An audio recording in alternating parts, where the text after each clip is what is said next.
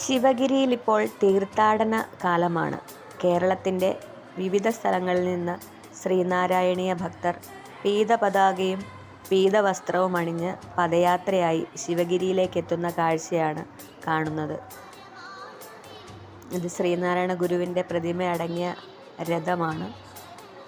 വിവിധയിടങ്ങളിൽ പദയാത്രയ്ക്ക് സ്വീകരണം ഏറ്റുവാങ്ങിക്കൊണ്ടാണ് ഇവർ ശിവഗിരിയിലേക്കെത്തുന്നത്.